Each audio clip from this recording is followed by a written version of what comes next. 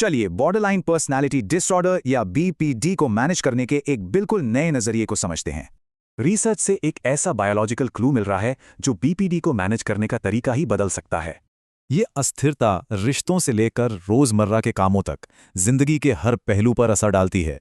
और मामला काफी गंभीर है, क्योंकि बीपीडी से जूझ रहे लोगों में सुसाइड रेट 10% तक पहुंच जाता है। इसी वजह से अक्सर कामकाज और आर्थिक मामलों में भी भारी मुश्किलें आती हैं। लेकिन दिलचस्प बात यह है कि ये इमोशनल उतार चढ़ाव मेंस्ट्रुअल साइकिल से जुड़ा हो सकता है।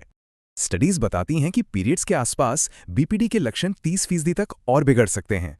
जैसे ही एस्ट्रोजन और प्रोजेस्टेरॉन का लेवल गिरता है, मूड को कंट्रोल करने वाला सिस्टम मानो बंद हो जाता है। ये चार्ट दिखाता है कि कैसे हार्मोनल बदलाव बीपीडी के लक्षणों को कितना गंभीर बना सकते हैं। तो अगर हार्मोन्स ही ट्रिगर हैं, तो क्या उन्हें स्थिर करना ही इसका असली हल हो सकता है?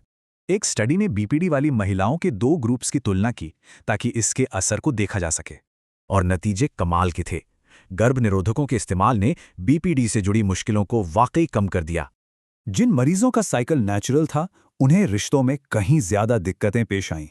यानी रोजमर्रा की जिंदगी में छोटी-मोटी बातों पर बड़ी लड़ाइयां होने से बच सकती हैं। और यही सुधार रोजमर्रा के कामकाज में भी देखा गया, जिससे फंक्शनल नतीजे बेहतर हुए। इसका मतलब है काम या स्कूल में बेहतर परफॉर्मेंस और कम से कम रुकावटें। साफ है कि बीपीडी मरीजों के लिए एस्ट्रोजन लेवल स्थिर रखने से कई तरह के ठोस फायदे हुए। ऐसा इसलिए क्योंकि हार्मोन्स के उतार चढ़ाव को रोकना इमोशनल रिएक्शन के एक बड़े ट्रिगर को ही खत्म कर देता है। तो क्या बीपीडी के इलाज का भविष्य पर्सनलाइज्ड हार्मोन मैनेजमेंट में है? ये रिसर्च इसी तरफ इशारा करती है।